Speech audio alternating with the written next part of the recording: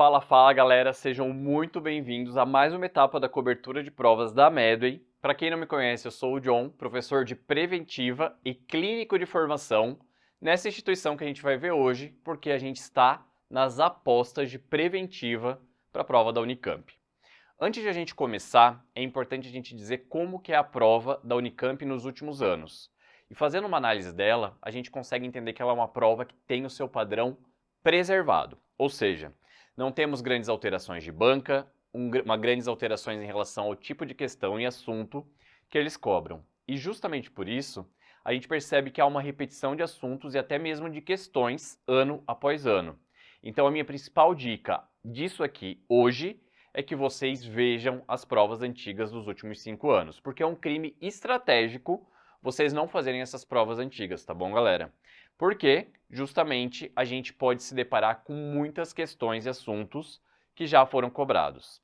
Em relação ao formato de prova, até o ano de 2023, o ano passado, a gente tinha as questões objetivas de manhã e discursivas à tarde, e dentro das objetivas, uma pegada de raciocínio clínico bem apurado. Eram questões que pegavam mais pesado em relação a raciocínio clínico. Porém, a prova da tarde ela era uma prova mais conceitual. Então, eles não pegavam muito raciocínio porque tinha que fechar e ir direto ao ponto. Então, isso era bom do ponto de vista de diminuir a dificuldade, e a principal dificuldade estava em entender os conceitos, tá bom? Agora que a gente vai ter só questões curtas para vocês escreverem e não assinalarem, não é mais múltipla escolha, a nossa aposta em 2024 é que eles aumentem o nível de dificuldade para equiparar pelo menos uma das provas com a prova objetiva que tinha no passado. Combinado? Em relação aos enunciados, a maioria das questões elas têm cerca de 5 a 6 linhas. Não é uma regra em todas as áreas da Unicamp, mas na preventiva a gente consegue ver isso.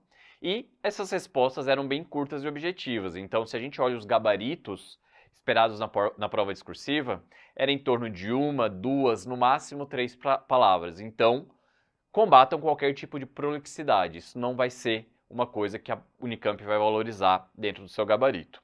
Os comandos de questão, que é por onde a gente recomenda que vocês comecem lendo, para saber exatamente o que vocês têm que procurar no enunciado, eles costumam ser bem claros. E isso é uma vantagem, porque numa prova como essas, se vocês não tiverem um comando de questão muito claro, pode gerar bastante dificuldade além do entendimento técnico. Vocês teriam que deduzir o que a banca quer. Só que nesse caso eles deixam isso muito claro e muito fechadinho. Não deve ser um problema também. A grande dificuldade, então, vai estar em lembrar os termos corretos. Por isso, nessa semana eu quero que vocês olhem também a prova com muito carinho, para que vocês vejam os termos e conceitos, para ver se no dia lá da prova vocês vão lembrar ou se vai dar branco, inclusive em assuntos que vocês já consideram como dominados. Ok? E dentro de uma análise das 5 grandes áreas, a preventiva costuma ser uma das provas mais fáceis da Unicamp, para quem conhece preventiva de fato. Quem vai por caminhos muito superficiais pode não se deparar, ou não teve um estudo direcionado, né? Pode se deparar com maior dificuldade dentro da prova de preventiva, que não é para ser dificuldade aí do aluno Medway. Beleza, gente? E o que vocês podem esperar agora em 2024, que é grande parte destas apostas de hoje? Basicamente, medicina do trabalho, porque a Unicamp ela é uma referência nacional nessa área e tem um ambulatório muito forte relacionado. Depois, Política Nacional de Humanização, a PNH. Ano após ano a Unicamp cobra isso, então é importante vocês terem isso na ponta da língua. Todos os princípios e diretrizes. Apostas de 2024, Publicidade Médica e Febre Maculosa. Então a gente vai dar uma pincelada nisso aqui hoje. Conceitos de fim de vida, ortotanásia, eutanásia, distanásia, o que se refere a cada um desses conceitos. Relação entre equidade, que é o princípio do SUS mais cobrado historicamente pela Unicamp, e a associação com judicialização, justiça, e indicadores de morbimortalidade. Tudo isso a gente vai ver hoje, exceto indicadores de morbimortalidade, tá bom, galera? Em relação ao dia de prova, eu tenho algumas dicas adicionais que fizeram muita diferença para mim no ano que eu fui aprovado na Unicamp. Primeira coisa é que o descanso adequado entre a prova da manhã e da tarde é extremamente estratégico. Ou seja, se você não se programar para descansar entre uma prova e outra, a sua performance da prova da tarde vai cair e a gente sabe que isso é em massa, tá? Muita gente acaba reclamando. Por quê? A estrutura peri-prova, ao redor da prova, ela não é tão forte a ponto de ter pontos de descanso e a prova vai acontecer no ápice do verão. Então, a Unicamp, Campinas, costuma ser muito quente. Vocês vão chegar lá extremamente caídos para a prova da tarde, ainda mais de comer um almoço que geralmente é uma comida gordurosa, tá bom? Então aqui, quais são as minhas dicas? Saindo do local de prova, reserve um hotel próximo. Depois da prova da manhã, vá direto para o hotel, durma, deite, relaxe. Para mim, dormir 15 minutos me regenera totalmente. Para você, o que isso acontece? Qual que é o efeito? Vai te deixar mais destruído ou mais regenerado? Se te deixar destruído, simplesmente fique de boa lá. Já encomende no hotel no dia anterior um almoço leve para deixar ali no quarto. Eu já deixei, cheguei ali no hotel, já estava com o almoço, então beleza. Depois, um cafezinho ou um energético para dar aquele booster e vá para a prova da tarde com muita tranquilidade. Essa renovação faz com que haja uma limpeza do cansaço da prova da manhã e uma renovação, uma ativação mental para a prova da tarde. Ok? Então, o que vale ver a pena na reta final é justamente tudo aquilo que eu mostrei para vocês, tá certo? Então a gente vai falar de medicina do trabalho, febre maculosa, conceitos de fim de vida, PNH, equidade e justiça e também um highlight sobre a atualidade de publicidade e propaganda na medicina. E começamos então com medicina do trabalho. E aqui, galera, eu quero que vocês vejam que a pegada de medicina do trabalho na Unicamp não é uma grande complexidade de um assunto específico. Eles querem que vocês criem vínculos mentais com as coisas que são mais importantes. Então, nestas apostas de medicina do trabalho, a gente vai ver uma série de padrões de uma maneira muito focal para que vocês construam vínculos mentais. Se você nunca teve contato com uma aula de medicina do trabalho ou vigilância e saúde do trabalhador, este é o momento de você ganhar conhecimento de um assunto que é bem específico da Unicamp, mas muito prevalente nas provas, ok? Então vamos ganhar esse conhecimento aqui juntos. Começo falando de uma atualidade de 2023 sobre a notificação de acidente de trabalho. Anteriormente, até o início do ano, todo acidente de trabalho grave, ou seja, que tenha algum tipo de perda de funcionalidade permanente, uma amputação, sei lá, uma grande queimadura, fatal, que incorre em óbito, ou em crianças e adolescentes, que aconteceu em menores de 18 anos, era notificado de maneira compulsória para o Sinam. O que aconteceu de mudança nesse ano? A gente entendeu que isso não estava sendo suficiente para a gente entender a dimensão da epidemiologia dos acidentes de trabalho. Portanto, a única atualização da Lista Nacional de Notificação Compulsória até o momento dessa aula foi expandir para que qualquer acidente de trabalho, qualquer acidente típico de trajeto ou de doença exposicional, exceto relacionado a material biológico, aqui eu digo ferimento pérfuro cortante, tá bom? Deve ser notificado de maneira obrigatória, compulsória, imediata, que no racional da Lista Nacional de Notificação Compulsória é até 24 horas do agravo, para a Secretaria Municipal de Saúde. Eu vou falar de duas notificações nessa aula, então uma delas, acidente de trabalho, qualquer um, exceto o material biológico, compulsória imediata para uma instância só, que é a Secretaria Municipal de Saúde, ok? Ao passo que os acidentes de trabalho por material biológico estão numa linha diferente por um motivo muito especial. Basicamente, a vigilância entende que eu não tenho uma urgência em saber disso porque já é um atendimento sistematizado e vinculado a um ambulatório de hospital. Portanto, a notificação aqui também é compulsória, mas ela é semanal. Para ficar muito claro, porque vocês me perguntam bastante lá no @John da Medway, John com D-J-O-N.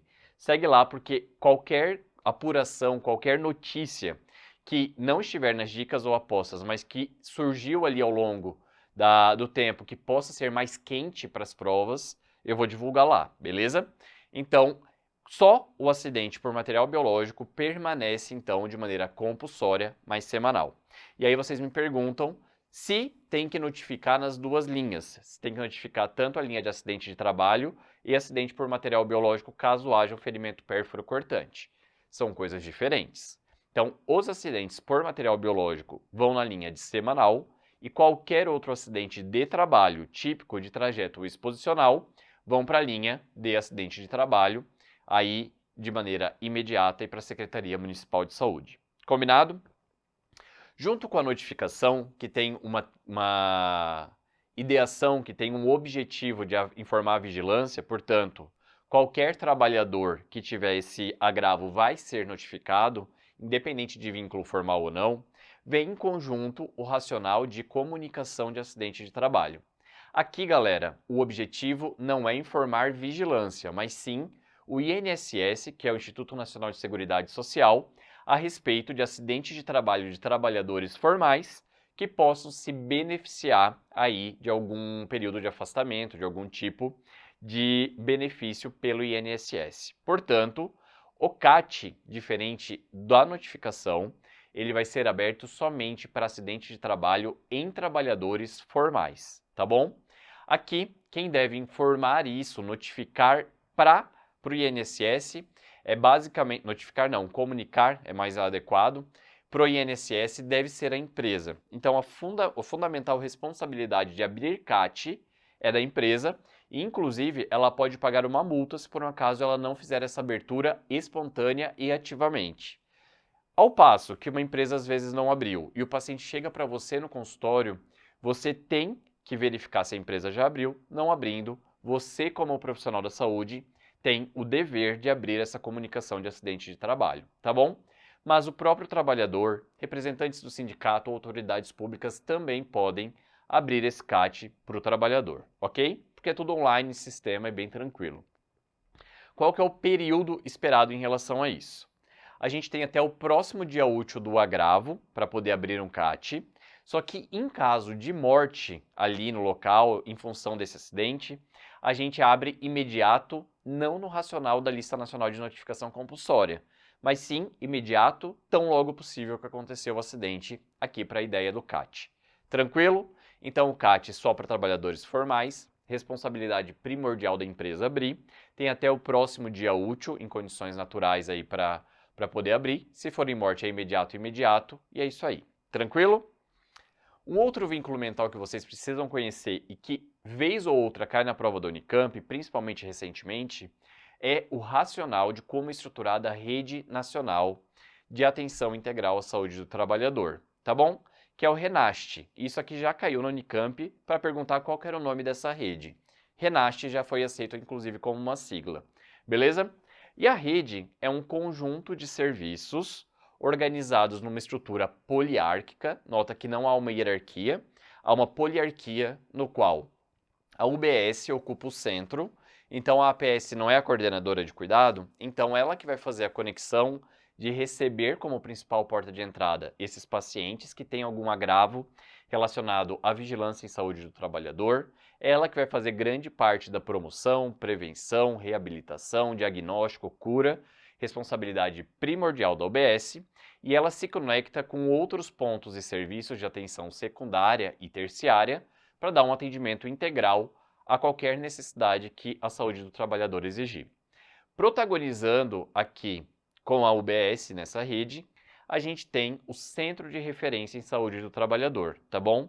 O CEREST. A gente já vai entender qual é o papel principal, mas o CEREST ele funciona como uma retaguarda especializada em saúde do trabalhador para essa rede nacional de atenção integral à saúde do trabalhador.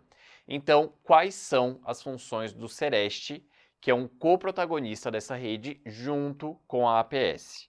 Basicamente, é nesse Centro de Referência à Saúde do Trabalhador, que é também uma porta de entrada, tá certo? Ele é um serviço especial de acesso aberto, que pelo Decreto 7.508 de 2011 também funciona como uma porta de entrada, beleza? E ele vai prestar um apoio à UBS, literalmente ele é uma retaguarda especializada. Então ele também vai ser responsável por ação de promoção e prevenção, ele vai atuar junto à Vigilância em Saúde do Trabalhador, o VISAT, para que faça a investigação de acordo com o tipo de agravo que aconteça, e eles podem prestar atendimento especializado para chegar num nexo causal, para chegar num diagnóstico mais específico e sempre também dando apoio matricial para a APS para que a resolutividade aumente dentro da própria atenção primária, tá bom? O que o CEREST não faz? atendimento de urgência e emergência, exames periódicos, admissionais, demissionais, isso não é papel do Sereste. Quem que vai prestar urgência e emergência em um agravo de um acidente de trabalho? Basicamente, hospitais gerais. Então está envolvido o SAMU, UPA, pronto atendimento de hospital geral. E lembrando que a vigilância em saúde do trabalhador e todo o cuidado em saúde do trabalhador é responsabilidade do SUS. Então, tudo isso está incluso e é importante que vocês saibam. Tranquilo? Fechou? Sabemos aqui sobre a estrutura e sobre a base jurídica de notificação e CAT. Agora, a gente vai para a parte clínica. E eu começo falando de um dos agravos mais frequentes na prova da Unicamp nesse assunto, que é o PAIR, a perda auditiva induzida por ruído. Aqui, vocês precisam saber tanto as características da doença em si, o que leva, qual é a fisiopatogenia, e também vocês precisam entender se a audiometria que eles apresentarem numa foto é compatível com uma lesão descrita de perda auditiva induzida por ruído ou não. Dito isso, o que é essa condição aqui? Basicamente, é uma lesão sensorial das células ciliares da orelha interna decorrente por uma exposição prolongada e de alta intensidade ao som, beleza? Essa exposição geralmente relacionada ao trabalho, ela tem aí 8, 9 horas por dia de exposição ao longo de anos, e isso vai causando uma lesão progressiva que incorre em perda gradual da acuidade visual, da acuidade auditiva. Aqui é interessante falar que quanto maior a intensidade e maior o tempo, maior é a progressão para a doença, tá bom?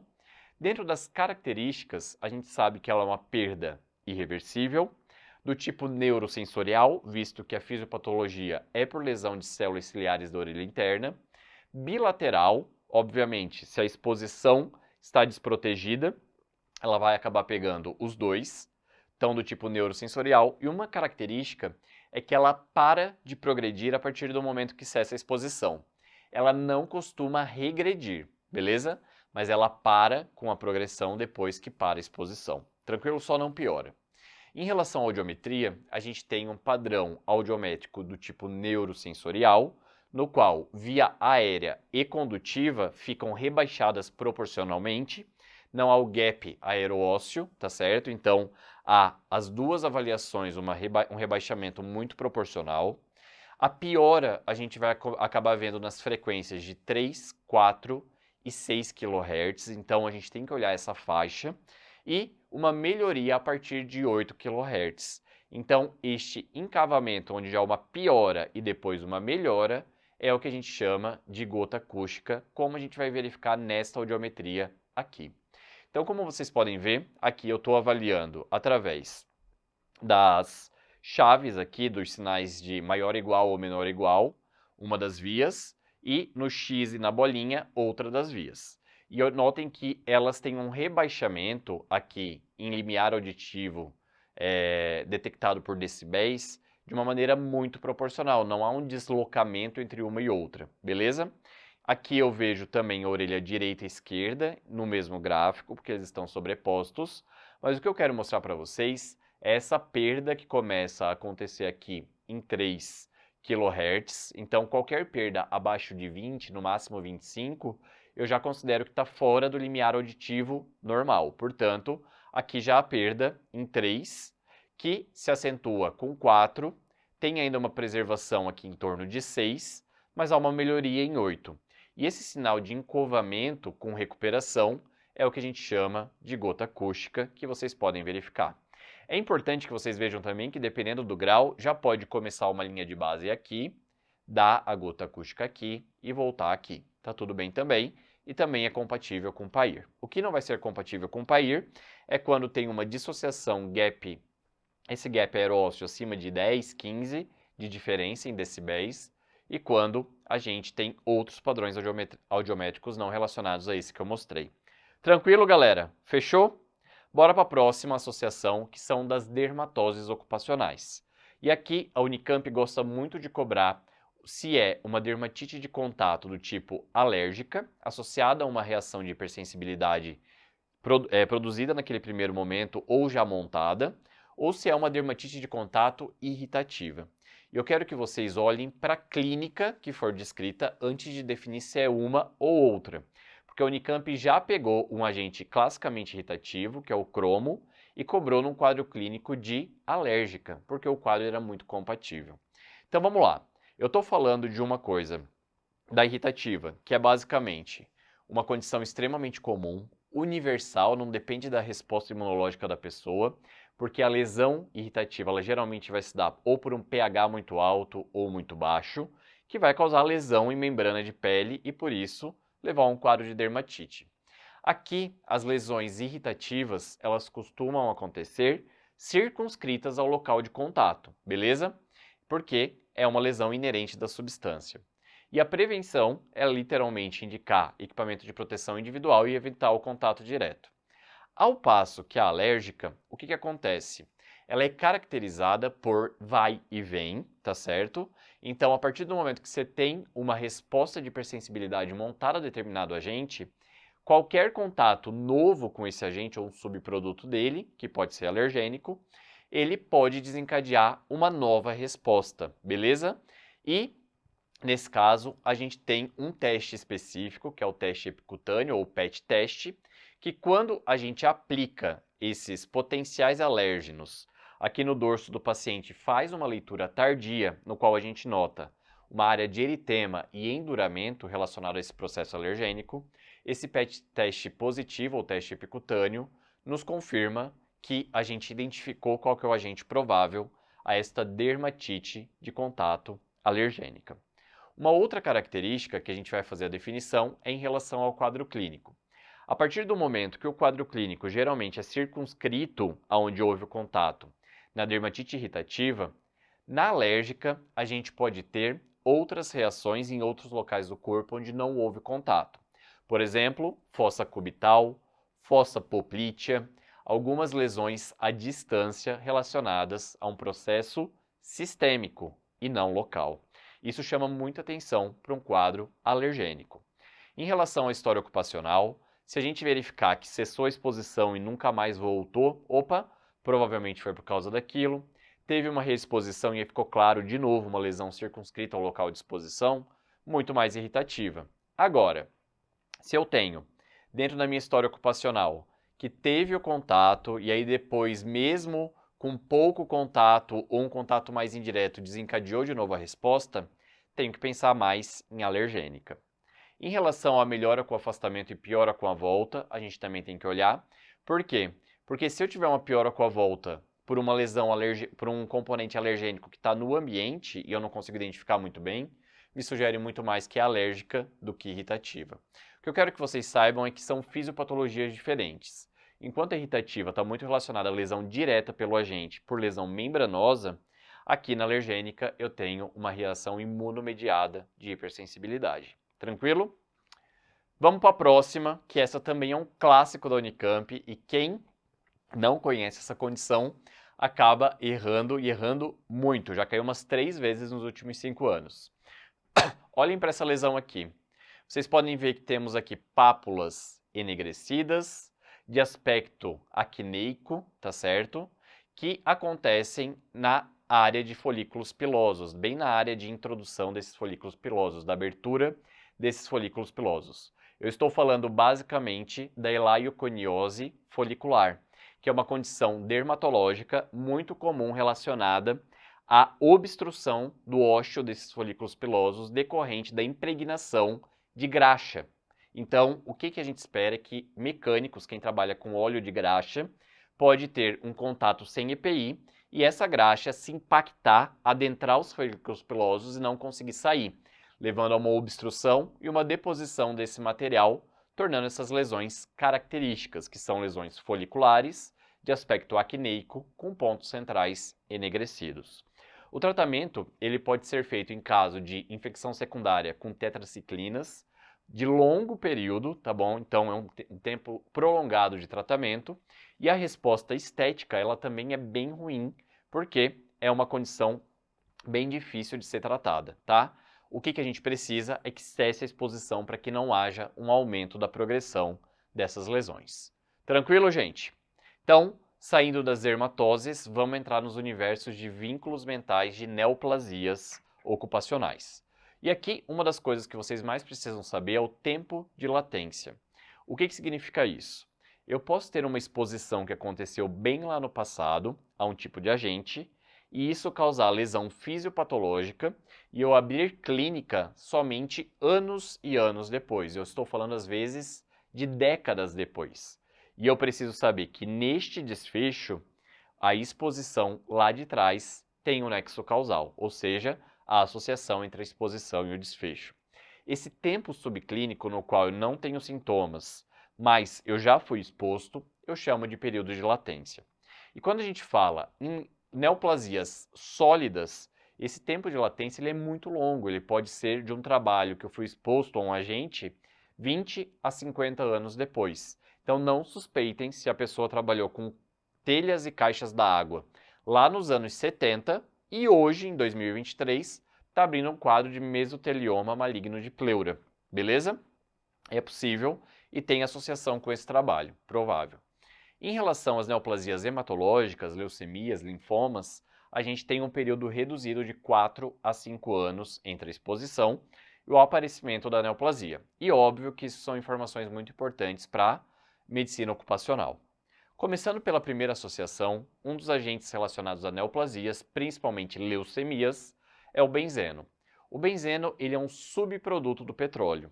Ele é um composto extremamente lipofílico, então ele tem uma afinidade por tecidos que tenham gordura, e nada mais gorduroso no nosso corpo do que o nosso tutano, a nossa medula óssea. Então, ele tem uma afinidade em deposição medular, que dependendo do tempo e da intensidade da exposição vai ter um caráter progressivo e importante, e lá na medula esse agente ele tem uma ação mielotóxica. Então começa com uma anemia ou com alguma outra citopenia, até levar a alterações gênicas que, como é um turnover celular muito alto, pode se manifestar aqui com um erro de reparação e com isso uma neoplasia, tá bom? Quem que é exposto ao benzeno? É um derivado de petróleo, petróleo é um combustível, o frentista de posto acaba inalando esse gás na hora que vai ali abastecer o carro e não usa máscara. Vocês já viram algum frentista usando máscara? Isso aqui é uma das coisas mais negligenciadas que a gente vê no dia a dia. Beleza, gente? Então, pensando no desfecho de leucemia, o benzeno está sempre como um grande agente associado, mas vale a pena lembrar outros agentes que a Unicamp também já levou em associação com a leucemia, que são as radiações ionizantes, técnicos de raio-x, de tomografia, beleza?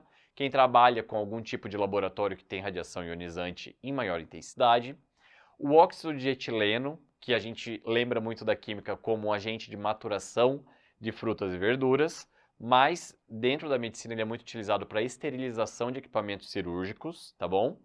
Agentes antineoplásicos, então tem que ter todo um cuidado e uso de EPI na manipulação de quimioterapia. Campos eletromagnéticos e agrotóxicos clorados também são responsáveis pelo desfecho de leucemias. Em relação a outra neoplasia muito batida de provas, é a relação entre asbesto ou amianto, que são nomes diferentes, mas para o mesmo material, e mesotelioma maligno, principalmente de pleura, tá? O que é o asbesto ou amianto? Ele era literalmente um material maravilhoso para a construção civil. Ele era termoestável, tinha uma boa maleabilidade, boa durabilidade. Por isso, essa fibra mineral flexível e resistente era muito utilizada na composição de telhas e caixas d'água, tá? Só que isso também soltava fibras que durante a sua manipulação eram inaladas, levando à deposição que poderia levar a alguns desfechos, como o mesotelioma, que eu vou falar daqui a pouco, a asbestose, que é uma pneumoconiose relacionada ao asbesto, tá bom? Então pode não ter câncer, mas pode ter ali um quadro de dispneia progressiva, alterações radiológicas compatíveis com asbestose, câncer de laringe e ovário, que são outras neoplasias sólidas associadas também. O mesotelioma em si é basicamente um tumor de mesotélio, tá? Que acomete, que é uma estrutura onde são formadas as serosas. Estou falando então de pericárdio, peritônio e pleura. Qualquer neoplasia disso pode estar associado a uma exposição por amianto no passado, beleza, gente? Então tem que ficar de olho. E aqui na radiografia vocês notam uma pleura aqui à direita extremamente espessada, com algumas lesões bem retráteis, mas vocês notam que há um espessamento difuso da pleura nessa região. Tranquilo? Boa? Saindo então da parte de neoplasias, vamos para os agravos de saúde mental relacionados ao trabalho. E eu começo mostrando uma foto de um caso bastante ímpar da história da Unicamp, que é um dos residentes no R2, em claro, síndrome de burnout, tá?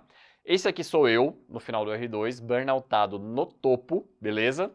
E esses aqui são os meus amigos que estavam numa outra vibe totalmente diferente, muito melhores do que eu nessa época.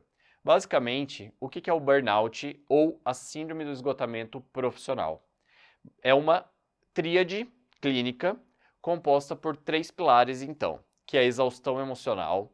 Eu lembro que você fica fadigado. Emocionalmente, você não consegue se expressar muito. Você está simplesmente apático, fadigado, com qualquer tipo de coisa que precisava doar mais emoção, falar com o paciente, passar numa visita, qualquer outra coisa, apatia total e dava muito cansaço, muito esforço ter que conseguir fazer algum tipo de vínculo emocional naquele período, tá bom? Você fica cínico ou despersonalizado. Esse é um momento que você não se reconhece. Por quê? Isso gera tanto estresse, gera tanto cansaço, tanta fadiga, se expor ao trabalho e aos problemas do trabalho, que você começa a reagir de uma maneira totalmente desproporcional às coisas. Você começa a responder com cinismo, deboche, ou então até uma despersonalização. Foi o momento que eu quebrei o pau ali com o estágio e era algo que eu jamais faria em condições habituais. E, obviamente, há uma redução da realização pessoal. Basicamente, você tanto faz, tanto fez. Eu cheguei num momento que eu pensava, se eu for expulso da residência, está tudo bem, pelo menos acaba com isso. E, obviamente, depois que eu tive um período de melhora, de afastamento, isso aconteceu lá no final do R2, você começa a olhar com outros olhos tudo o que aconteceu nesse período. Mas uma pessoa que estava bem, eles sempre vão fazer um paralelo, ele era um profissional muito bom, mas tinha algum problema no trabalho de processo, ou de desmerecimento, ou desvalia, ou estava muito bagunçado e o gestor era muito ruim, ele começa a ficar com comportamento cínico, despersonalizado, começa a perder horário de trabalho, está exausto com tudo, está mais apático e falou que tanto faz, tanto fez, que não faz tanta questão de continuar naquele ambiente, tá bom? É esse o quadro clínico clássico, do antes e do depois, relacionado a algum agravo do trabalho. A prevalência ela é muito variável por atividade, dentro da medicina a gente sabe que ela é bem alta, tá? E com outros trabalhos com o público também. Então, policiais, recepcionistas, é uma galera que tem muita chance de desenvolver burnout em função da sua exposição ocupacional, ok? Um outro assunto do ponto de vista de saúde mental que eu preciso trazer para vocês é o transtorno de estresse pós-traumático. E eu quero chamar atenção para uma atualidade que aconteceu próximo a Campinas, que foi uma explosão em Cabreúva, que foi uma metalúrgica que teve ali algumas das suas caldeiras que levou a uma explosão e levou a 4 mortos. Agora imagina aquelas pessoas que sofreram um acidente de trabalho e viram seus colegas morrerem diante de uma explosão. Obviamente, isso pode levar a um quadro futuro de transtorno de estresse pós-traumático, tá? Então a primeira coisa, esse estresse, ele tem que ser proporcional. Um estupro, um assalto, verificar um assassinato, ficar refém em um sequestro, tá bom? Tem que ser proporcional e tem que ter acontecido durante a atividade de trabalho. Nesse caso, então, a gente tem uma série de 4 categorias de sintomas para a gente pensar e suspeitar em TEPT. E, obviamente, isso não deixa muita dúvida na prova, porque eles têm que trazer quadros muito floreados para que vocês literalmente consigam diagnosticar. Então, essa pessoa vai começar a ter sintomas intrusivos. Intrusivos é uma intrusão de memórias, flashbacks, de sonhos sobre o evento que aconteceu, o evento traumático. Obviamente, essa pessoa não quer espontaneamente pensar nisso, mas começa a ter uma revivência de tudo isso de maneira intrusiva, de não quista, não permitida, mas acaba vindo para ela. Ela tem sintomas de esquiva em relação ao que aconteceu, então ela evita estar nos locais onde aconteceu o acidente, tenta bloquear pensamentos que remetam ao acidente porque ela quer se afastar do sofrimento gerado por essa rememorização. mas lembra que, em contrapartida, há sintomas intrusivos acontecendo. Ela começa a experimentar alterações negativas de humor e cognição. Então era aquele trabalhador que performava muito bem antes do acidente e agora está mais distraído, está demorando mais para completar as atividades, está mais apático, está mais esquecido. Esse efeito negativo pode estar relacionado a TEPT. E por fim, ele tem alguns sintomas de reatividade e excitação, literalmente luta ou fuga. Então, ouve um barulho, começa a ficar taquicárdico, sudorese, tremor, palpitação, como eu já falei para vocês, olho arregala, pupila dilata, sobressalto, começa a ficar irritado com muito barulho, com coisas que remetam ou que deem essa reatividade provocada por algum fator ambiental aí, tá bom? Então, se vocês notarem sintomas muito descritos, vão direto em TEPT, só averiguem que teve algum estímulo proporcional no trabalho. Obviamente, tem coisas que vocês podem esperar também na prova da Unicamp, que são um pouco mais senso comum, mas eu não quero que vocês tenham medo de marcar.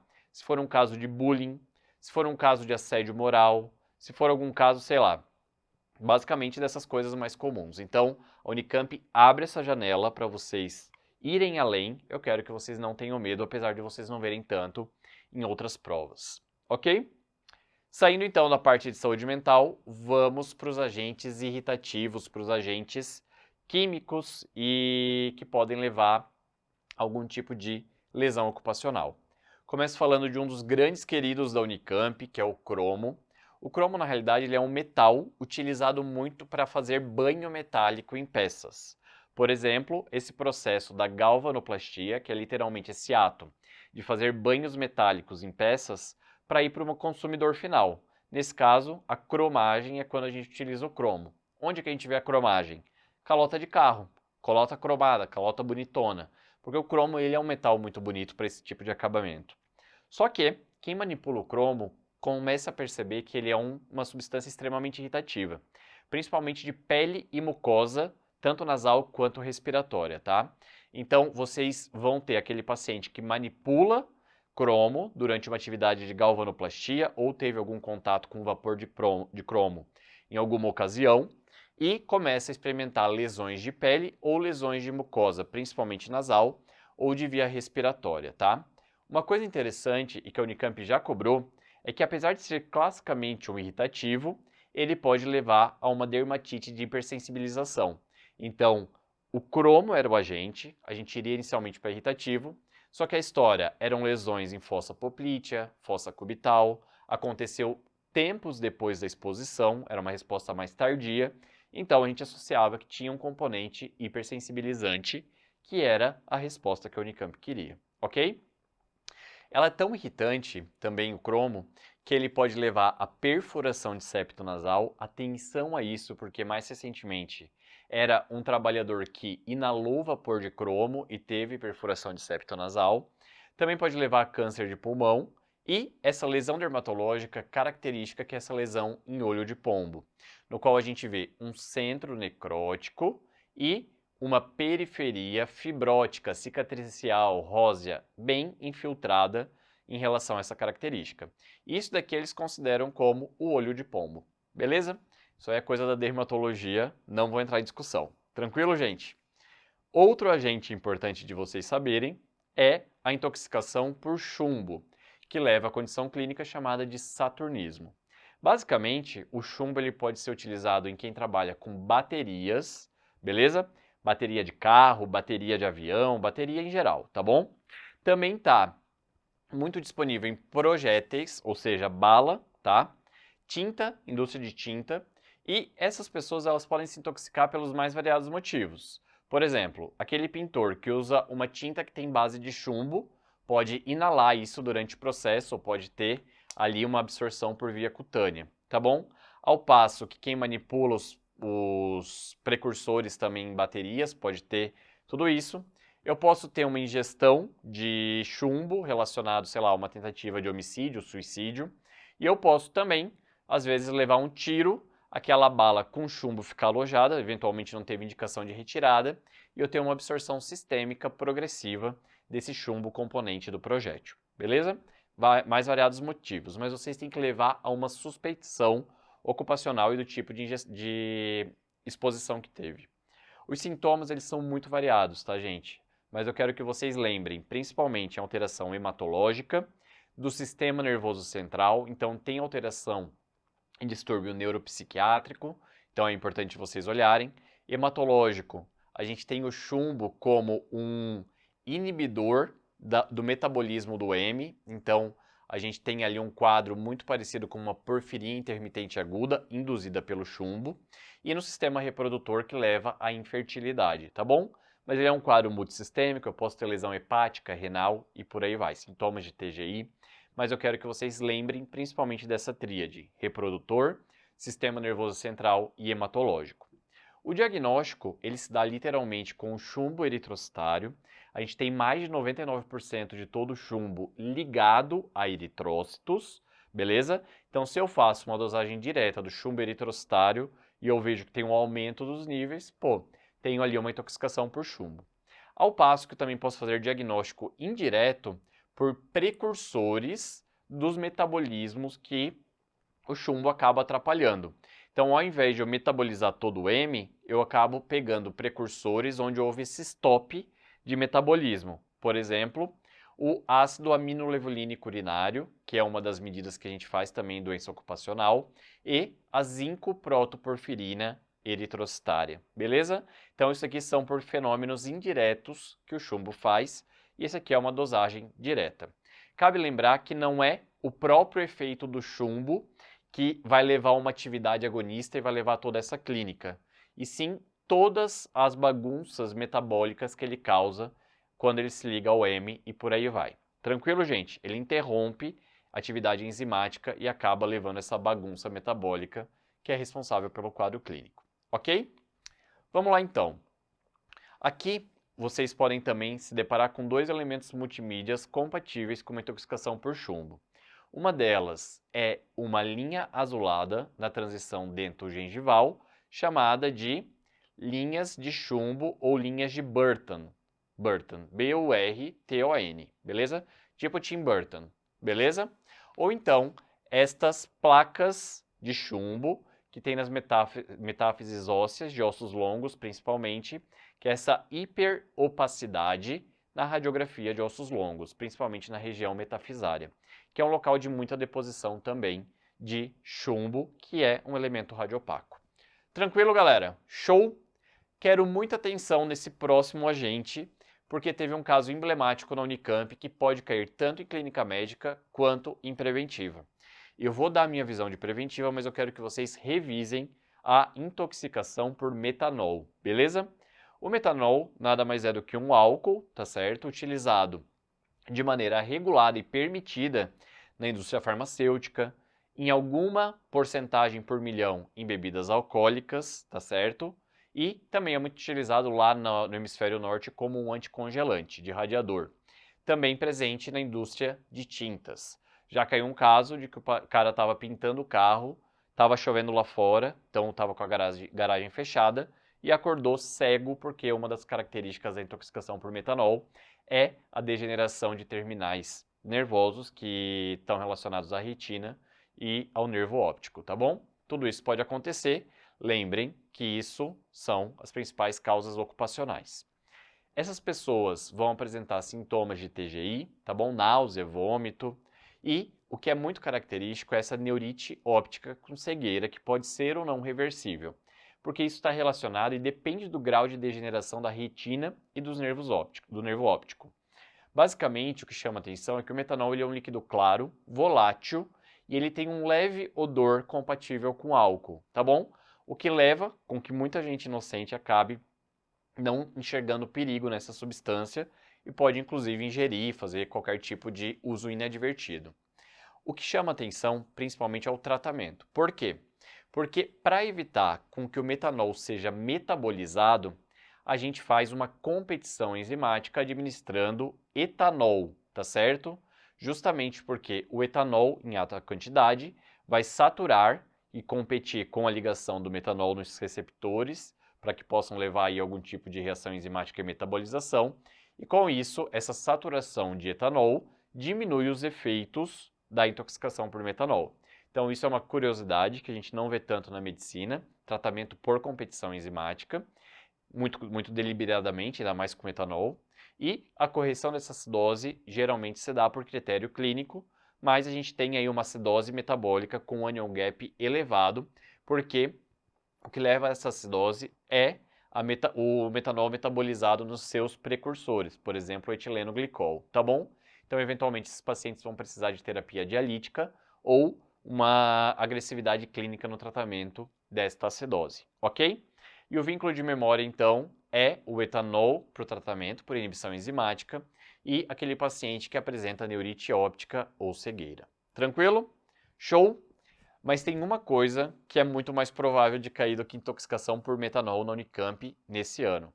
Ela é uma instituição que ama bater na tecla de agrotóxicos e o quanto o Brasil às vezes é negligente em relação a essa liberação extremamente inadvertida de agrotóxicos, porque é um problema de saúde pública que leva a uma regulação muito maior em países de escopo internacional, tá bom?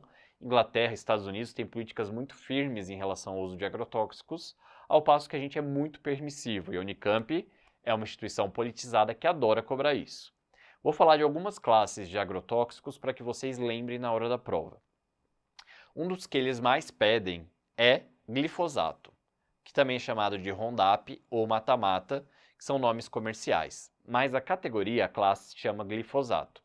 Basicamente, ele é um agrotóxico herbicida, então ele mata a erva daninha e ele é mais vendido no Brasil e no mundo. Assim, numa escala de venda de agrotóxicos, vem os glifosatos e ali, em grandes casas decimais depois, vem o segundo colocado, porque ele é muito, muito vendido. Agudamente, ele não costuma causar sintomas importantes. Leva a um quadro de sintomas leves, geralmente irritativos, de pele, mucosa, TGI. Ou o paciente pode ficar sintomático também, mesmo sem uso de EPI, e que a princípio se autorresolve. Geralmente não é um motivo nessa intoxicação aguda para procurar o hospital.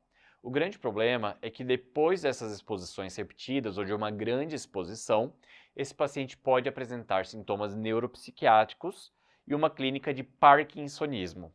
E esse foi o caso mais difícil da prova discursiva da Unicamp de 2023, no qual falava que ele estava matando ervas daninhas ali, teve sintomas irritativos que sumiram e 3 meses depois começou com sintomas de parkinsonismo. E tinha que saber que era o glifosato responsável por isso. Show de bola? Tranquilo? Então, glifosato, uso crônico relacionado a Parkinson, herbicida mais vendido no Brasil e no mundo. Outro clássico que geralmente procura o hospital, e geralmente a gente tem o Centro de Informações Toxicológicas associada nesses manejos, são as intoxicações por carbamato e organofosforado. Atenção, organofosforado. Existe uma outra classe que se chama organoclorado. Não confundam isso numa prova discursiva, organofosforado. Basicamente, eles são agrotóxicos utilizados no controle de pragas. E eles têm como atividade inibirem a acetilcolinesterase, que é a enzima que faz a degradação da acetilcolina. Se a acetilcolinesterase está inibida, ela não está fazendo a destruição e a inatividade da acetilcolina na fenda sináptica, deixando com que ela fique mais tempo disponível ativamente ali na fenda. Então, o que a gente tem de sintomas é basicamente uma síndrome colinérgica, porque eu tenho uma hiperestimulação de acetilcolina que não está sendo degradada. Lembrando que essa inibição ela pode ser reversível se for um carbamato ou irreversível se for um organofosforado. Então eu preciso que novas sejam produzidas até a gente ter uma diminuição importante desses efeitos. Na fase aguda, então, a gente vai experimentar uma síndrome colinérgica, que é uma síndrome associada à miose e muita hipersecretividade, tá bom? Então pode ter broncorreia, cialorreia, rinorreia, urinar, ter diarreia, pode ficar com muita sudorese, aquele paciente que chega molhado no pronto-socorro, tá bom? E o diagnóstico da intoxicação aguda vai se dar com a dosagem de colinesterase, tá? E às vezes a dosagem da colinesterase ou acetilcolinesterase já é o suficiente para a prova, só que a Unicamp perguntou qual das duas colinesterases a gente mede para intoxicação aguda. E nesse caso a gente tem a acetilcolinesterase a colinesterase verdadeira ou eritrocitária e a pseudocolinesterase ou plasmática.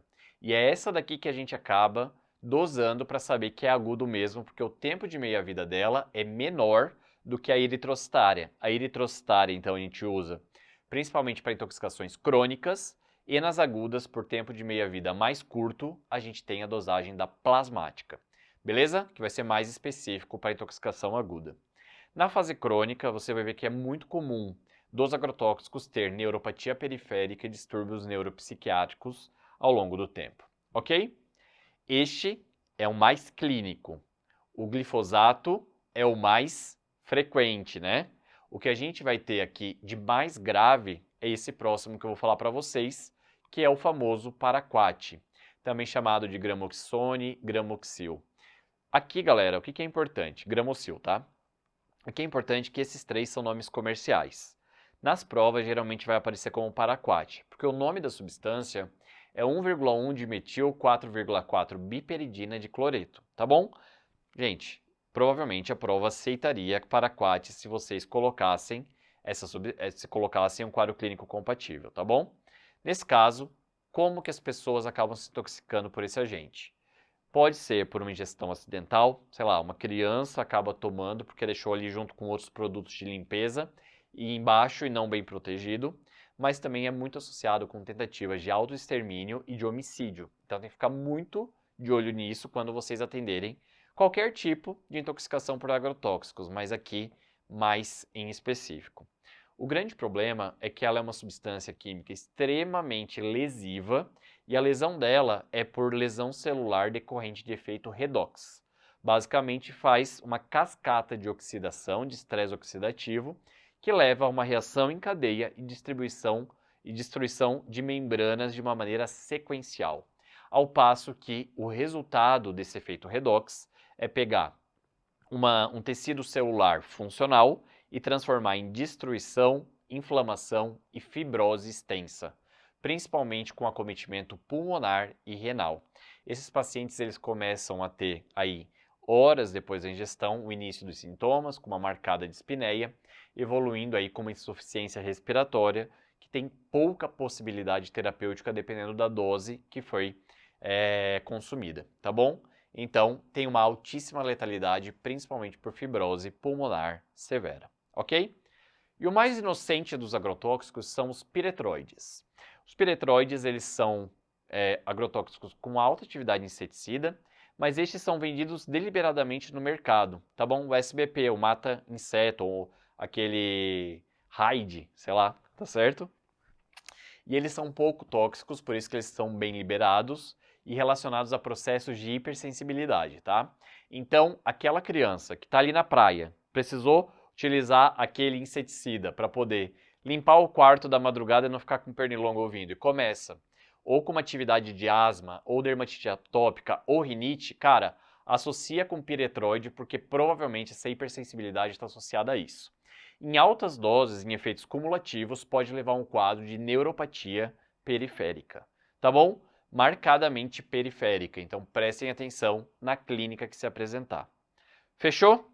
Agora, para finalizar a parte de agrotóxicos, eu quero falar sobre uma classe que não é muito frequente a gente ver aqui no Brasil, visto que ela tem uma regulação um pouco melhor do que o restante, mas não é porque a gente voou em relação a regular menos ela, mas sim, regular mais ela, mas sim porque ela tem uma característica de baixa depuração ambiental. A gente vê que os organoclorados, no qual a gente tem o DDT como principal exemplo, eles são inseticidas com radical de cloro e que eles demoram muito para terem o seu efeito limpo dentro da natureza. Por este motivo, a gente regula mais o uso de DDT. O que chama atenção aqui é para um conceito que a prova da Unicamp também já cobrou de vocês, que se chama período de carência de agrotóxicos, que é o período dentre a última aplicação do agrotóxico e o tempo seguro para consumo humano, tá bom? E esse período de carência no DDT, por ser bem pouco degradado ambientalmente, ele acaba sendo mais longo e por isso também não é tão interessante, tá? Nesse caso, galera, ele tem ação em sistema nervoso central e sintomas de estímulo de sistema nervoso central. levando, dependendo da deposição, a agitação, convulsão, coma e até mesmo morte. Combinado? Pegamos aqui um pacotão. A nossa aula é desproporcionalmente maior e mais voltada para medicina do trabalho, porque é o principal, mas tem coisas importantes para a gente ver ainda. Uma delas é o surto de febre maculosa, que ganhou a mídia no Brasil todo agora nesse ano e que aconteceu justamente em uma festa em Campinas como o epicentro desse surto, tá bom? Basicamente, o que eu quero que vocês saibam é que 4 pessoas acabaram falecendo nesse surto e que a febre maculosa é uma doença relativamente conhecida em Campinas.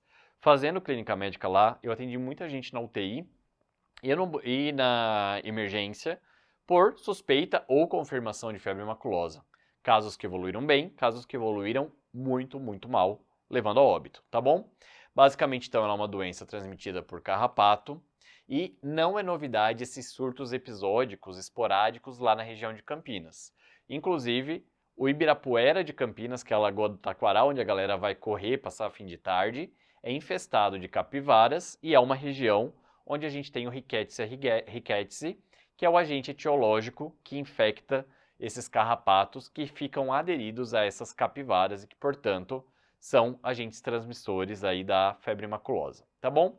Então saibam que não foi nada fora do normal, só que foi um surto que ganhou repercussão nacional. Ok, gente? Então, basicamente, o nome correto da doença é febre maculosa brasileira, ok? Se vocês derem esse destaque, aqui pode ser interessante, mas só febre maculosa eles vão aceitar também se esse for o gabarito, tá bom? O agente etiológico é uma bactéria mais atípica, que é a Rickettsia rickettsii, que é uma gram-negativa intracelular obrigatória. Os reservatórios são mamíferos, tá? Então temos cavalos, capivaras, gambás. E o vetor dessa transmissão são os carrapatos, também chamados de carrapatos estrela, que são carrapatos do gênero Amblyomma. E eles acabam se infectando uns aos outros das mais variadas maneiras, seja na infecção vertical, seja na infecção estadial, ou seja, sei lá, uma ninfa passa para uma larva, pode ser por cópula, um copulando com o outro e transportando rickettsia, ou quando eles se alimentam de um animal que tem rickettsiemia, ou seja, uma capivara infectada está aderida e transmite a rickettsias para um carrapato infectado, está aderido na capivara, que está ali infectada, está com rickettsiemia alta, chega um outro carrapato saudável que faz ali o consumo do sangue dessa capivara com alta rickettsiemia, e aí ela acaba se infectando por se alimentar desse animal. Tudo bem?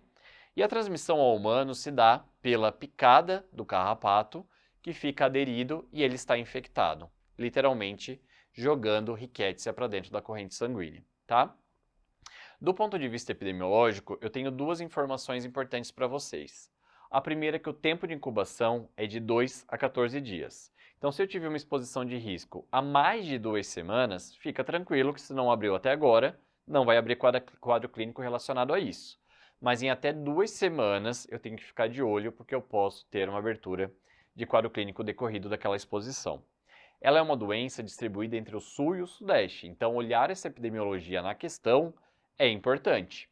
Em 2024, a gente já tem provas que colocaram, o ENARI, que colocou um paciente que viajou para Minas Gerais, estava no Sudeste, era um caso suspeito de febre maculosa naquele caso, tá bom? A grande maioria são homens em idade produtiva, tá? Porque tem que invadir a área de mata para ser geralmente infectado, ou literalmente tá ali numa região mais urbana, tá? 70% dos que foram infectados acabaram sendo hospitalizados, com 32% de letalidade.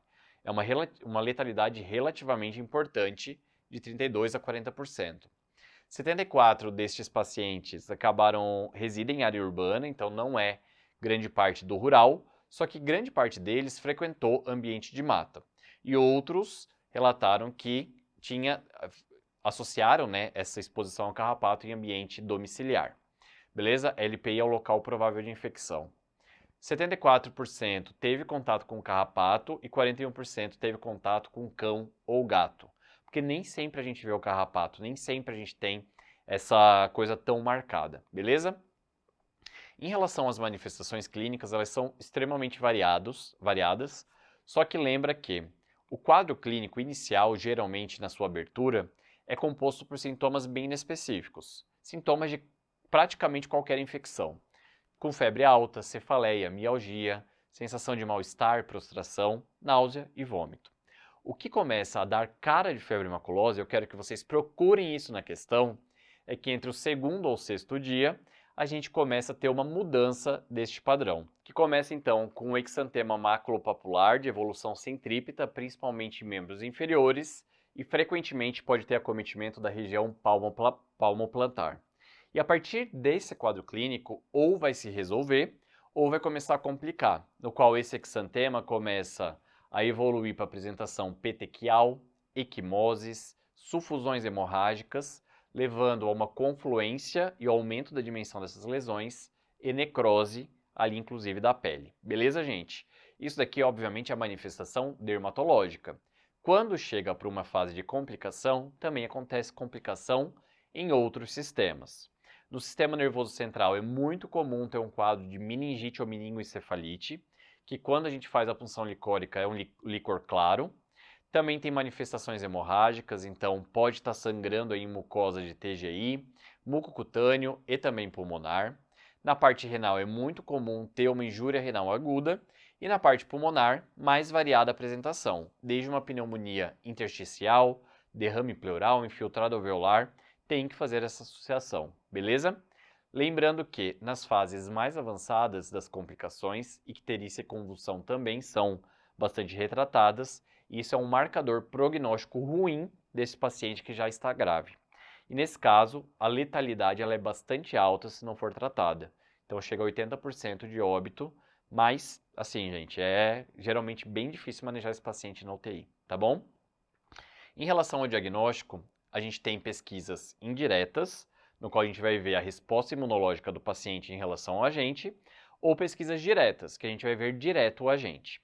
Começando no método indireto, que é o principal método diagnóstico, a gente tem como padrão ouro a imunofluorescência indireta, o RIF. E aqui eu quero detectar IgG, que é muito mais específico. O IgM eu quero que vocês saibam que faz muita reação cruzada e a gente não tem um valor diagnóstico importante. Então, imunofluorescência indireta com IgG para essa riquétice. O início da detecção de anticorpos é tardio, então ele começa a produzir anticorpos 7 a 10 dias depois dessa infecção, e a primeira coleta ela é bem precoce, lá nos primeiros dias de doença, eventualmente abaixo de 7 a 10 dias de apresentação clínica, ok? Então aqui é para eu ter um basal do nível de anticorpos em relação a esse paciente. A segunda coleta eu faço 14 a 21 dias depois dessa primeira, tá bom? Então são duas coletas e eu tenho pelo menos 14 a 21 dias para dar o diagnóstico desse paciente. Então, por este método, é um diagnóstico tardio, isso é importante vocês saberem. Mas aqui eu tenho um segundo parâmetro. E eu só vou confirmar o diagnóstico se eu tiver entre essa primeira e a segunda um aumento de 4 vezes do título de anticorpos relacionados. Então vamos lá. Digamos que coletou a primeira amostra num período pré-formação de anticorpos e estava lá com um título de 1 para 2. Esperei 14 a 21 dias e recebo um título de 1 para 64. Então, 1 para 2, 1 para 4, 1 para 8, 1 para 16, 1 para 32, 1 para 64. Aumentou 5 vezes o título, é acima de 4 vezes, é um caso confirmado, tá bom? Se por um acaso não aumentou em 4 vezes, eu posso pensar ainda que tem uma soroconversão mais tardia e eu coleto uma terceira amostra em até 14 dias depois da segunda, tá bom? E vejo, teve aumento de 4 vezes, pô, então eu tenho ali o diagnóstico, tá? Em relação à pesquisa direta, ir direto procurar o agente, a gente pode pedir uma imunohistoquímica de biópsia das lesões, principalmente as lesões vasculíticas de pele, pela facilidade de a gente fazer uma biópsia ali nesse local, e ele é um método mais sensível para a gente confirmar na fase inicial. O PCR também é muito bom para identificar a espécie. Agora, a cultura, o isolamento do agente, aqui é mais difícil a execução, porque exige literalmente um laboratório de biossegurança NB3. Beleza? O que eu quero dizer com tudo isso para vocês? Eu geralmente vou suspeitar de febre maculosa, mas o meu diagnóstico vai acontecer numa fase muito tardia ou de uma maneira muito difícil. Os métodos que a gente tem para diagnóstico não são bons para direcionar nossas condutas. Portanto, quando eu falar de tratamento, a conduta vai ser direcionada para suspeita, beleza? E não para confirmação. Por quê? Porque a precocidade vai ser a chave para o melhor tratamento. A gente não espera a confirmação laboratorial para iniciar o antimicrobiano, que é a doxiciclina, como eu vou falar daqui a pouco. Suspeitou, tem sintoma, inicia antibiótico, mesmo de maneira empírica, tá bom?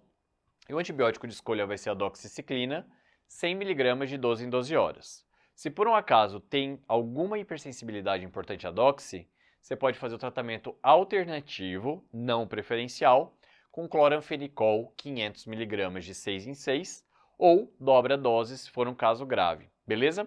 E o tempo de antibiótico, em base, são 7 dias, porém, a gente só vai suspender depois de 3 dias sem febre, beleza?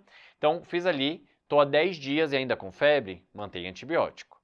Ficou ali sem febre, eu espero 3 dias e suspendo, mas a base aqui é no mínimo 7 dias, tá? Para aqueles que já estão afebris, tá? Outra coisa, gente, a gente não faz antibiótico profilático em assintomático. Então, às vezes vai chegar aquele paciente que identificou o carrapato, você retira o carrapato, ele está sem sintomas, você não inicia antibiótico, porque isso altera o tempo de incubação da doença e pode gerar confusão. O que você vai orientar? Apresentou qualquer tipo de sintoma inicial, venha, para a gente categorizar se você é um caso suspeito, e a partir disso eu já inicio a antibiótico terapia para você. Tranquilo? Mas não dá para paciente assintomático, tá bom? Mas dá precoce para quem estiver sintomático e for suspeito. Em relação à definição de caso suspeito ou confirmado, a Unicamp vai trazer isso no caso clínico, caso ela cobre, e é o ano dela dar brilho para a febre maculosa, que é muito debatido dentro das residências lá, mas a gente precisa saber o que é um diagnóstico suspeito ou confirmado de acordo com a vigilância epidemiológica. Então, basicamente, o que a gente vai procurar na epidemiologia do caso para definir suspeição? É aquele paciente que tem febre, cefaleia, mialgia, sintomas inespecíficos, mas que tenha algum vínculo epidemiológico, como picada de carrapato, contato com animal doméstico, lembra que 41% da epidemiologia teve contato com cão ou gato, ou com animais silvestres, ou que tenha frequentado área de transmissão de febre maculosa, pense principalmente em regiões de sul e sudeste, nos últimos 15 dias. Beleza? Caso suspeito epidemiologicamente. O caso suspeito clinicamente não é muita surpresa para a gente. Lembra que tem aquele quadro inespecífico que começa com um rache maculopapular entre o segundo e sexto dia. Então aqui é a mesma coisa, o quadro inespecífico, junto com o aparecimento de um exantema maculopapular entre o segundo e quinto dia de evolução. John, você falou que era entre o segundo e sexto dia. Sim, nas descrições clínicas até o sexto, na descrição de vigilância epidemiológica, segundo a quinto dia, beleza? E manifestações hemorrágicas ou não, tá bom? Então, esse aqui configura um quadro clínico suspeito de febre maculosa. Como que a gente confirma? Basicamente, pelo critério laboratorial, que a gente já conhece, ou seja, aquele caso suspeito epidemiológica ou clinicamente que apresenta um RIF, que tem um aumento de 4 vezes o título de EGG entre a primeira e a segunda amostra, sendo a segunda coletada mais tardiamente, é um caso confirmado de febre maculosa. Ou então, se ele teve positividade em algum dos métodos de pesquisa direta, imunohistoquímica, isolamento da cultura ou PCR. Tudo bem? Agora, como é um diagnóstico tardio e a sensibilidade dos métodos diagnósticos não é aquelas coisas, a gente pode ter um caso confirmado por critério clínico epidemiológico. Quais são esses casos?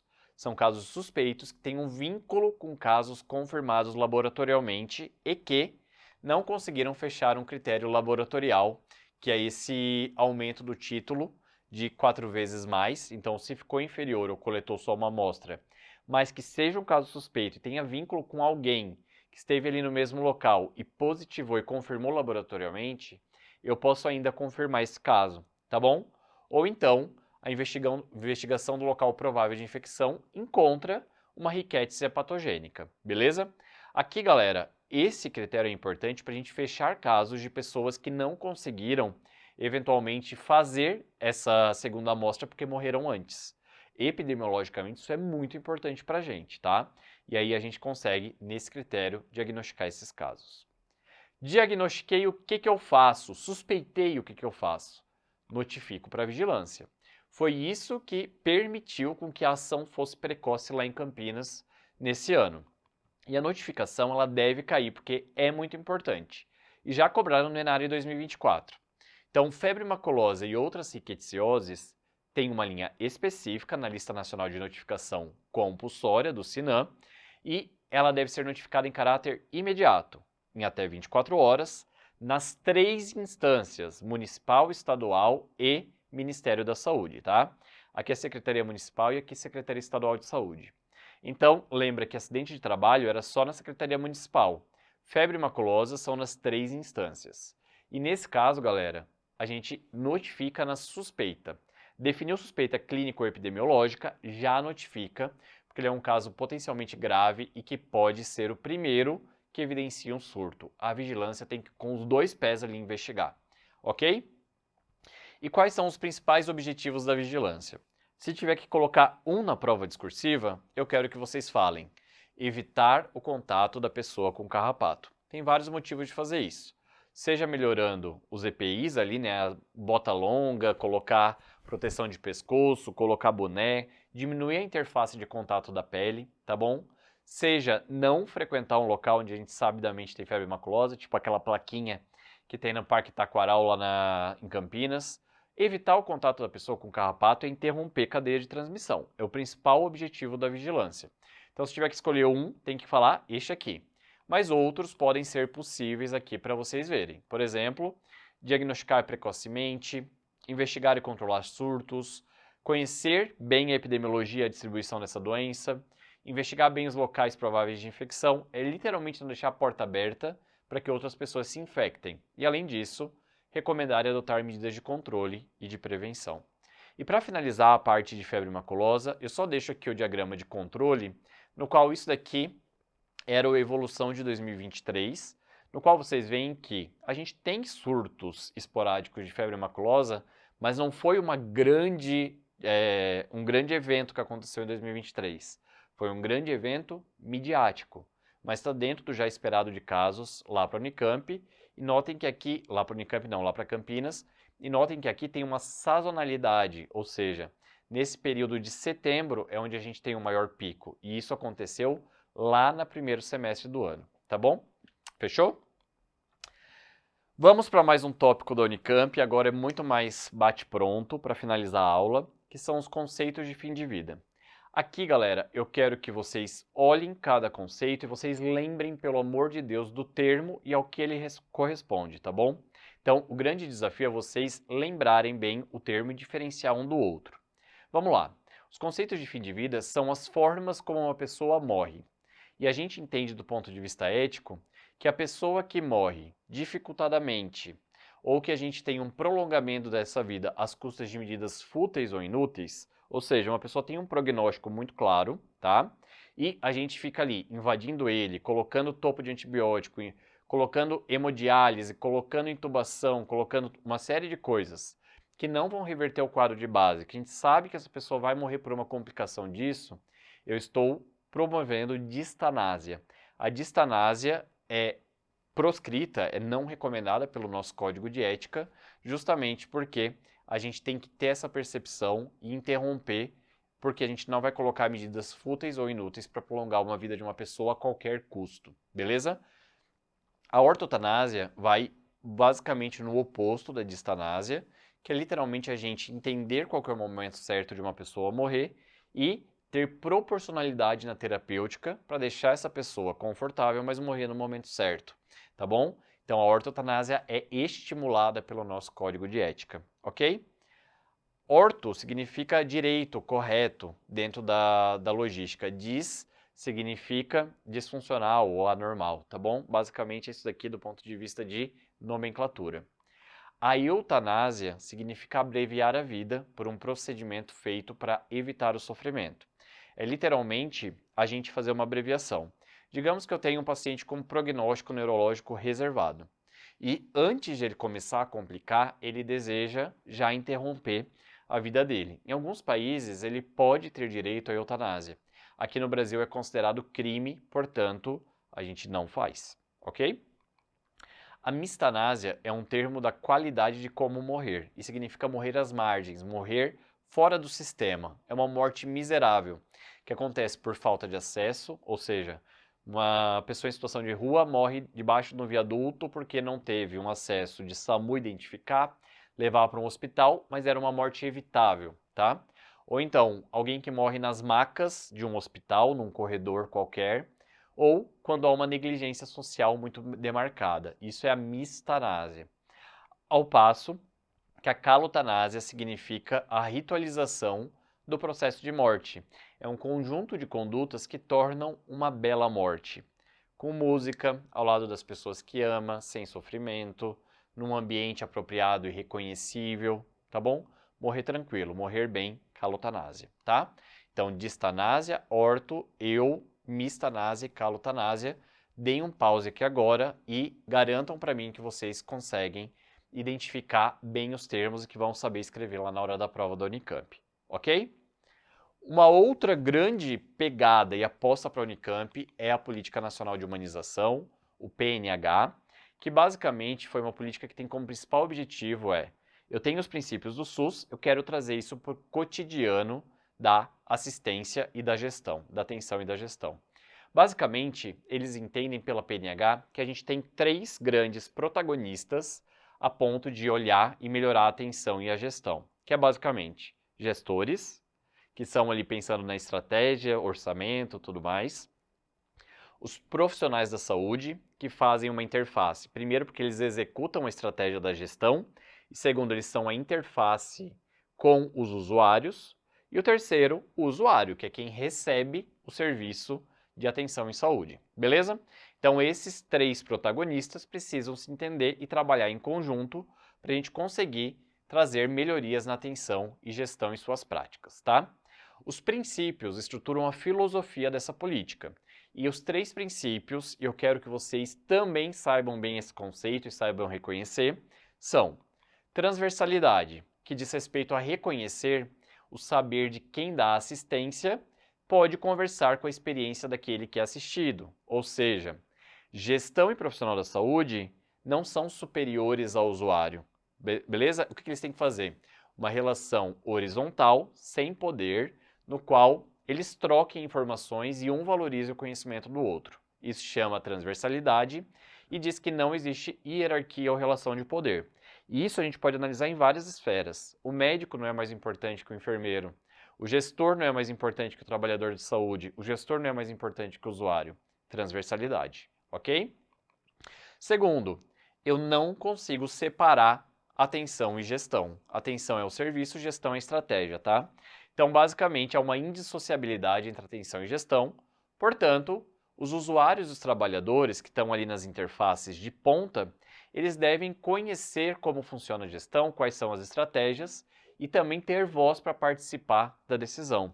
Isso aqui é uma maneira também de estimular uma participação popular, que o objetivo não é trazer para atenção e gestão os princípios do SUS, participação popular não é uma, tá aqui, beleza? E por fim, para que isso haja participação, para que todo mundo seja igual, eu tenho que dar protagonismo para o usuário e para o trabalhador da saúde, principalmente, torná-los corresponsáveis a tudo o que está acontecendo, ou seja, se é responsável, você não vai poder reclamar, porque o problema é seu também, e autonomia de sujeitos e coletivos. Basicamente, então, a gente entende que tanto as mudanças na gestão ou na atenção, elas são mais concretas e mais adquiridas, mais aceitas, quando há um respeito à autonomia dessas pessoas e a gente envolve e dá protagonismo a elas, beleza? Então, basicamente isso. Então, transversalidade, indissociabilidade entre atenção e gestão e protagonismo, corresponsabilidade e autonomia de sujeitos e coletivos são a base filosófica, os princípios que regem a Política Nacional de Humanização. E a partir dessa lógica, envolvendo esses 3 protagonistas, a gente tem a derivação em diretrizes, que são 6 nesse caso, mas são tranquilas também. A primeira delas é o acolhimento.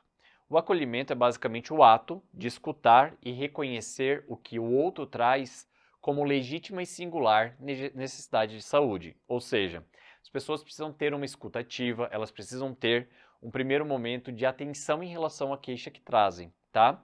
E o acolhimento ele pode ser visto através de uma escuta qualificada, de fazer uma estratificação de risco dentro de um atendimento de pronto-socorro. Então, se eu escuto, se eu faço uma primeira análise, por mais que eu não atenda ele naquele dia ou naquele momento, porque há outras prioridades, eu literalmente consigo designar ele para um retorno em outro dia, ou então, com maior tempo de espera, ser atendido no mesmo dia. E isso, sem dúvida nenhuma, se a pessoa foi ouvida, se ela não foi deixada à mercê da sua queixa, estabelece uma relação de vínculo e confiança, ok? A segunda coisa é ter espaços para que essa gestão seja de fato participativa, que haja uma cogestão no qual as decisões de gestão não venham só do gestor, e sim também dos trabalhadores da saúde e dos usuários. Para isso, a gente pode ter comissões colegiadas, rodas de discussão, mesas de negociação. Todas elas são opções de colocar esses três protagonistas para conversar e tomar decisão, beleza? Terceira coisa é a ambiência, terceira diretriz, que é literalmente ouvir também os três protagonistas e dizer, gente, a gente tem esse espaço aqui para oferecer trabalho e trabalhar. O que é necessidade de cada um de vocês? Como a gente torna esse espaço gostoso para trabalhar? Adequado para todo mundo, beleza?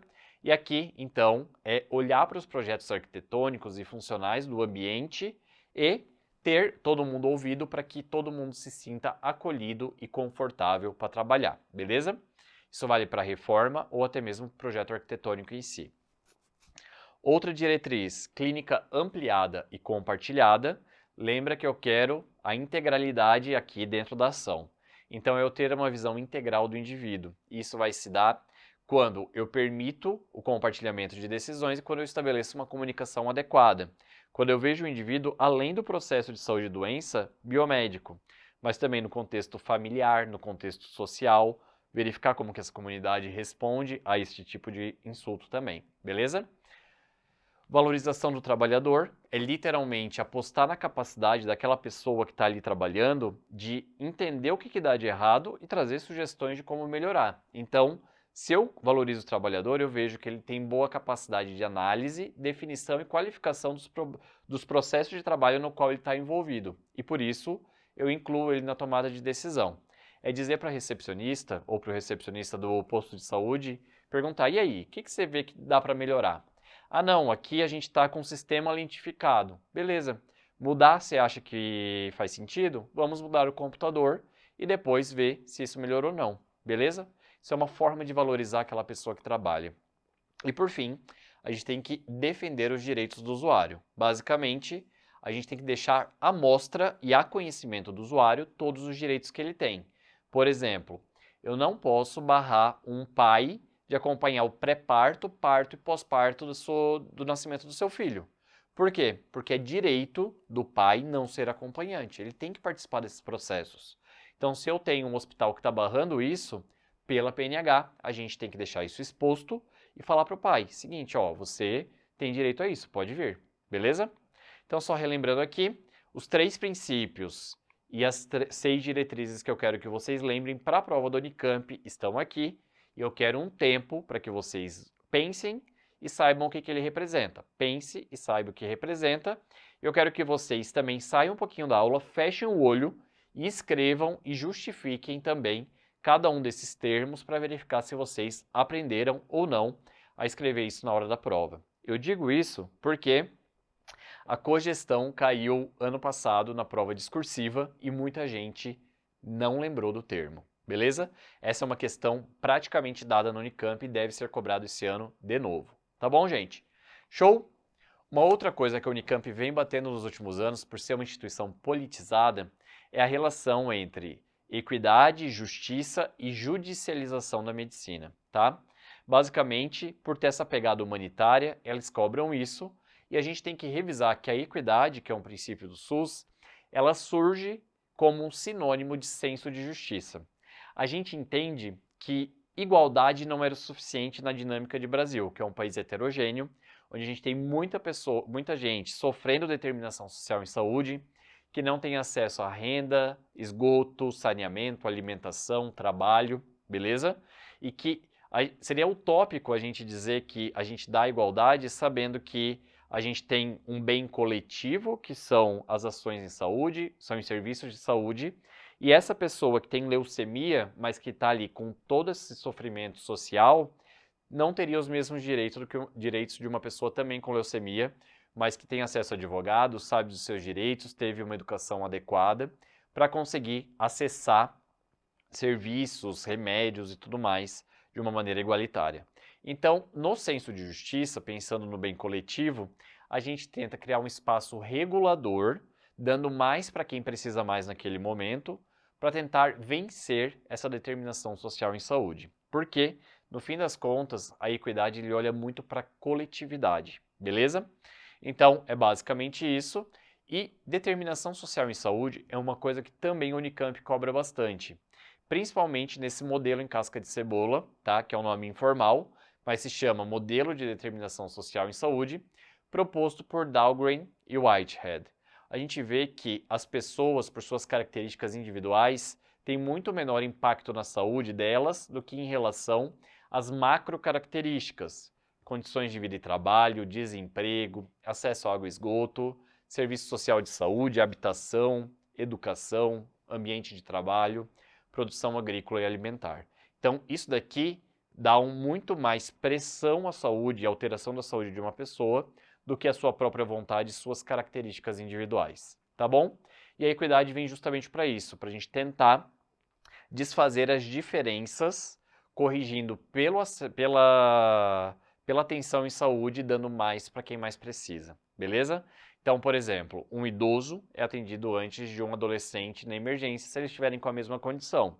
Ao passo que o adolescente, se estiver grave, passa na frente do idoso se ele estiver bem, entendeu? Então é basicamente essas regulações, esses tratamentos desproporcionais e diferentes baseados em risco, necessidade, é que a gente faz valer a equidade, tá bom? Mas como que isso vem sendo cobrado pela Unicamp? Através de um fenômeno de judicialização da medicina. O que seria isso? Basicamente, é um dever nosso, como Estado, prover atenção integral para qualquer necessidade de saúde, tá bom? Às vezes as pessoas vão por via judicial pegar algum medicamento caríssimo ou algum tratamento caríssimo que está fora da tabela do SUS, mas, baseado na integralidade, eles conseguem ganhar margem de pedir por pedido judicial esses medicamentos. Estou falando de medicamentos que às vezes são de milhões de reais, tá bom?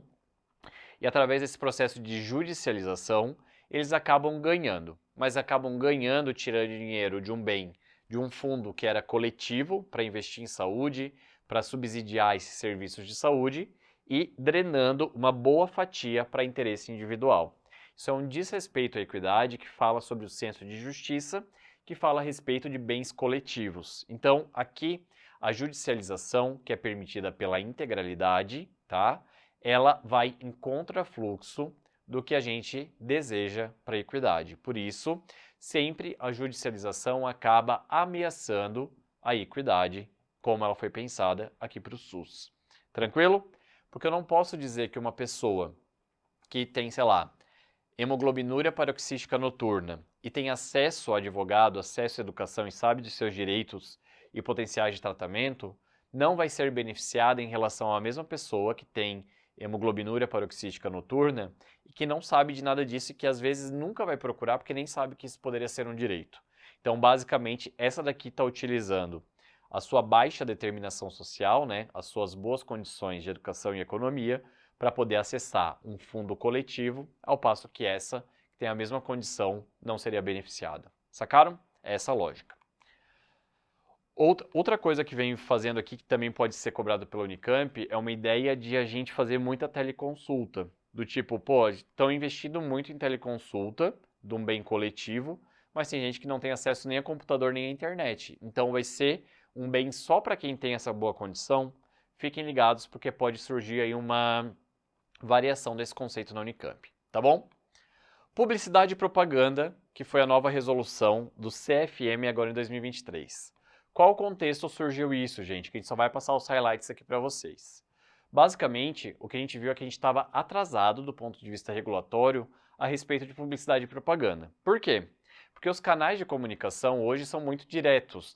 Qualquer pessoa pode produzir conteúdo, abrir um Instagram e ali abrir uma comunidade gigante, viralizar, enfim, e tá ali de uma maneira totalmente desleal e até mesmo charlatanista, a ponto de pegar muita gente ali e tornar o senso coletivo como algo real, tá bom? E aí a gente viu que, como as regras de publicidade e propaganda eram muito arcaicas, muito antigas em relação a essa evolução do comportamento humano em si com redes sociais, estava se devendo uma resolução que permitisse com que os médicos conseguissem fazer isso e competissem com aquelas pessoas que não tinham o mínimo bom senso em relação a isso, do ponto de vista regulatório, não estou fazendo nenhum tipo de julgamento relacionado, tá? Mas ficava desleal, porque geralmente quem era médico que respeitava muito bem ficava muito para trás do ponto de vista de marketing e tudo mais. Então, foi surgida essa resolução depois de uma consultoria pública, depois de consultoria de vários órgãos, que foi a resolução 2336 de 2023. Nela, eles deixam aqui muito claro que tem 4 pilares que eles querem evitar. O primeiro deles, conteúdo e publicidade e propaganda extremamente sensacionalista, ou que visem uma autopromoção de quem está ali falando, ou que possa gerar concorrência desleal, ou que haja divulgação de conteúdo inverídico. E isso a gente viu como uma terra sem lei durante a pandemia de Covid-19, beleza? Então, se tiver alguma coisa concordando com isso na prova, está errado, tá certo? Porque a base desse documento é para evitar sensacionalismo, autopromoção, concorrência desleal ou divulgação de conteúdo inverídico. E dentro disso tem alguns pontos muito chave. Por exemplo, nessa publicação, eles consideram que quem pode dizer que é especialista é somente aquele que tem o RQE registrado no seu órgão de CRM, tá bom? Depois, as pessoas não podem divulgar especialidades não reconhecidas, geralmente alguma manifestação de órgão ou sistema. Então, por exemplo, medicina da pele, eu sou especialista em medicina da pele, sou especialista em uma medicina integrativa e do estilo de vida. Isso aqui não é reconhecido pelo CFM, portanto, não pode existir e deve ser denunciado a partir da validade dessa publicação, ok? Porque está em desacordo com o órgão regulatório. Nas redes sociais, todo mundo que fala sobre medicina tem que colocar lá visível, na página inicial, o nome da pessoa, categoria como médico em caixa alta, e se por um acaso não tiver especialidade validada no RQE, tem que se colocar como não especialista, ok? O antes e depois, que são as fotos de comparação de um tratamento ou procedimento, eles são liberados a partir dessa resolução, desde que não identifiquem o paciente, desde que não haja nenhum tipo de tratamento da imagem com Photoshop ou edição, acompanhado de informações dentro de um carrossel aí, uma conjunto de informações. Então, antes e depois, ele não pode visar a autopromoção ou sensacionalismo ou até mesmo gerar concorrência desleal. Portanto, ele é um dos conteúdos educativos que, além de mostrar aquele bom resultado que você está divulgando, tem que ter ali fotos com resultados não bons, com complicações, que seja bem orientado os riscos do procedimento, fazendo uma análise muito mais ponderada para não induzir aquela pessoa potencial cliente de que é isso que ela vai ter caso haja o procedimento, e esquecendo todos os riscos e tudo mais que está envolvido em qualquer tipo de procedimento, tá bom? Então, antes e depois, ele tem que vir como um caráter educativo. E, obviamente, a gente também tem que evitar, nessa autopromoção, colocar discursos do tipo, ah não, eu fui em Harvard, eu sou o detentor, inédito no Brasil esse procedimento de transplante capilar. Não pode, tá? Mesmo que você seja a única pessoa que faça isso no Brasil, você não pode divulgar isso, beleza? Porque isso gera autopromoção, também sensacionalismo e principalmente concorrência desleal. A outra coisa é o tipo de foto que é postada pelo paciente que você reposta. A sua repostagem deve ser responsabilidade sua pelo CFM, tá bom? Então, se tiver em desacordo com alguma coisa da resolução, você é penalizado, caso de repostar, beleza? E a gente só está autorizado a repostar conteúdos que sejam sóbrios, sem adjetivos que denotem superioridade, para evitar autopromoção e concorrência desleal, ou que induzam qualquer tipo de promessa de resultado. Então não adianta pagar para o paciente ou para um colega fazer o teu chablau ali e você repostar e lavar suas mãos. Não, você vai ser punido por isso também, beleza? Então, este documento, ele ainda, obviamente, pode ser adaptado, a gente está mudando como sociedade a todo momento, mas ele coloca um fluxo de bom senso e regulação na operação de mídias sociais, de publicidade e propaganda, e vai em contrafluxo a essa terra sem lei, que estava sendo dominada principalmente com pessoas que tinham algum vínculo, alguma intenção charlatanista, beleza? Eu vi com bons olhos, li o documento todo, e obviamente a Unicamp pode cobrar isso, porque é uma instituição politizada, como eu falei para vocês, beleza? Galera, para finalizar de vez, eu me alonguei um pouco mais, porque tem muita coisa importante para vocês verem nessas apostas, tá? E que é uma prova muito padrão. Quero que vocês de coração arrebentem na Unicamp, vão com tudo, confiança no teto, foco em entender conceitos, tá bom? Agora nessa reta final. A Unicamp é uma mãe, tá certo? Ela pode, por mais que ela te derrube na prova, você vai se sentir abraçado. Esse GIF aqui ele não tá à toa, tá bom? Porque no final você pode tomar uma bomba da Unicamp, mas você vai dizer, cara, essa prova testou meu conhecimento, ela foi bem justa, eu gostei de fazer. É uma prova muito querida por todo mundo que faz, tá? E uma instituição também. A gente está junto com vocês até o final. Obrigado por ficarem aqui. E não percam as dicas de última hora. E qualquer dúvida que vocês tiverem, se eu puder humildemente ajudá-los nessa reta final, não hesitem em adicionar, seguir e me mandar direct no @JohnDaMedway, tá bom? Pode ser papo técnico, pode ser papo de acalento, de orientação em reta final. Eu estou super à disposição de vocês, porque o nosso objetivo aqui na Medway é colocar gente boa, que tem um sonho muito bacana, em instituição boa e com isso amplificar e melhorar a assistência e saúde do nosso país. É isso, espero que tenham curtido. Deixem aqui nos comentários o que acharam aqui das apostas, eu sempre leio, é sempre bom o feedback. E ó, beijo grande em vocês, arrebentem na Unicamp, que vocês sejam muito felizes como eu fui fazendo residência lá. Tamo junto, abraço e bora que bora!